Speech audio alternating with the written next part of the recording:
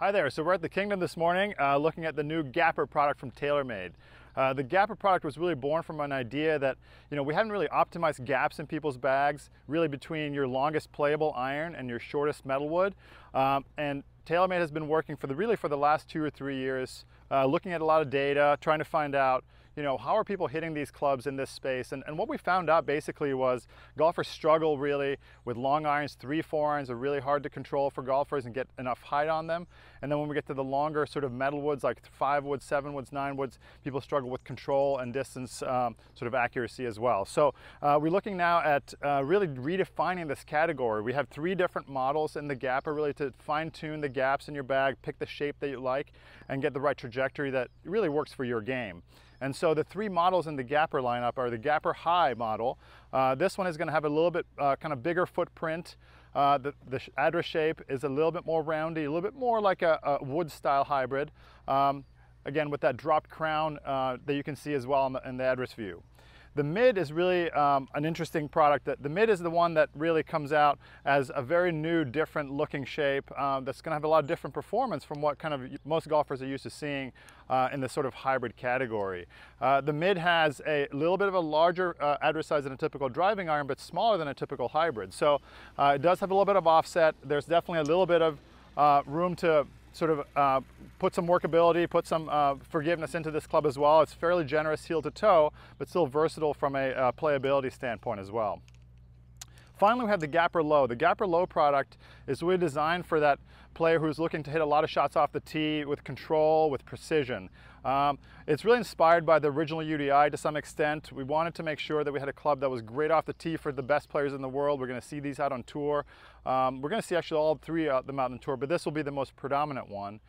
This product is a low offset, smaller footprint club that you're going to see a lot of players, again, on tour playing. We think that this club is really going to perform well for guys who, again, predominantly hit it off the tee, off the fairway, likes that more boring trajectory, a little bit more of a shaping club as well. So really giving people option, again, off the tee and off the fairway. So really all 3 clubs here, really it's about finding your gap in your bag. You might have a 2 club gap or a 3 club gap. And then finding the shape that works for you, the trajectory that works for you, and off you go with GAPR.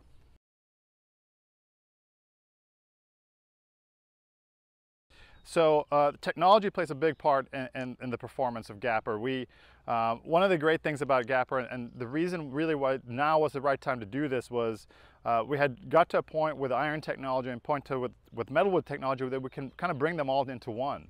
One of the things that's really unique about this product is we had the metalwood team and iron team kind of working together on this. We had engineers from both sides of the aisle, so to speak, bringing in their best know-how really to create the best possible product. Now, some of the key technologies that are kind of common to these clubs that you don't maybe typically see in these clubs, for example, is speed foam. So speed foam is in all these clubs.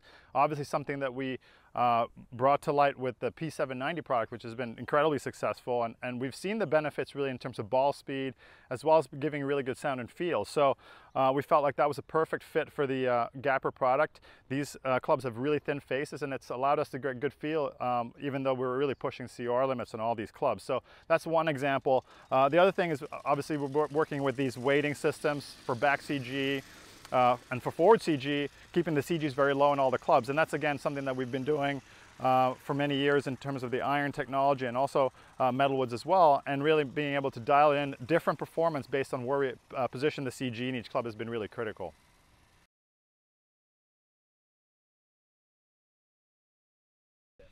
I think you're going to see a little bit of both. I think most people will choose, one of the shapes that they like, maybe 2 of them. I don't think you'll see a lot of people will all 3, because one of the things that we designed with this product was really to make sure that it was comfortable for whatever you like to play. So for example, if you're more of an iron guy, you like hitting long irons, you're good with irons, you maybe struggle with metalwoods, you're going to go in the mid or the low. And those clubs are going to give you great options in terms of, again, turf interaction. Having that little bit of offset will probably give you a little comfort factor, as well as the fact that it's a straight face and not a bulge and roll face.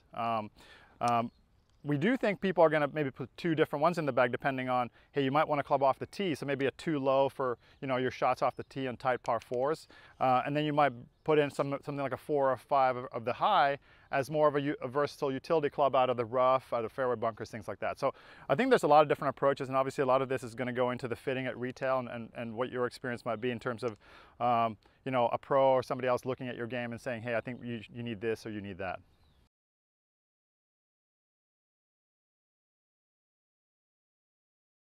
Well, basically, we use our 1.5 degree sleeve in this, so it's plus minus 1.5 degrees aloft. We've designed the sole shape so that it doesn't affect the face angle at all, so they'll still sit square at address. But basically, the 1.5 degrees, and you have increments in between that too, so basically a 3/4 degree increment in the first one and a little bit less on the next 2 clicks up. But basically, that allows you to really fine-tune your gaps. And think about, you know, when you have irons as well, you care about your gaps a lot, right? So if you have an iron set, you want to make sure your gaps are maybe in the 12, 13 yard gap range. Well, you're going to want to continue that in here, and what this loft sleeve allows you to do is essentially control that gap really well. So we think that's going to be a big part of the fitting. Again, you might be between, you know, a 4 and a 5, and that allows you to just get right in the middle there to get the perfect flight for you and what works for your game.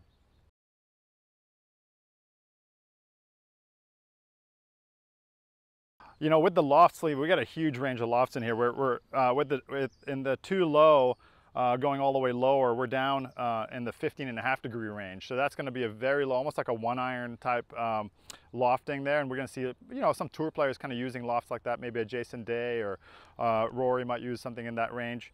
And all the way up to really 30 degrees plus with the GAPR high almost. So you're going to get a lot of range. Now, you know, loft jacking is, you know, a lot of people talk about, you know, lofts are getting stronger and stronger. Now, these are really lofted to make sure that they perform the right way. So we haven't really paid that much attention to what the number is in terms of making sure that they all look nice or whatever. For example, the low and the high have the same lofts in a 3, but the mid has a 1/2 degree lower loft.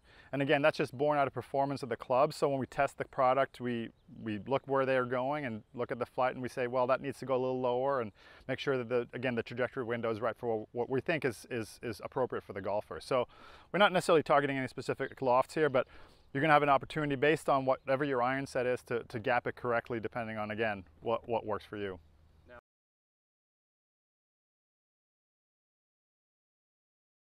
Yeah, great question. We obviously when you go with a club like this, it's a little bit of a no man's land in terms of what shafts offerings you go with, because a lot of times you get iron type shafts that are more like irons, and you get wood type shafts that are a little more flexible in terms of typical hybrid shafts that we see on the market. So we felt like there was a really interesting kind of continuum with KBS, working with them a lot on the steel side, of bringing something that had a steel-like sort of bend profile into the GAPR line as well. And so as you guys are probably familiar with, the KBS hybrid shaft has been very popular out there.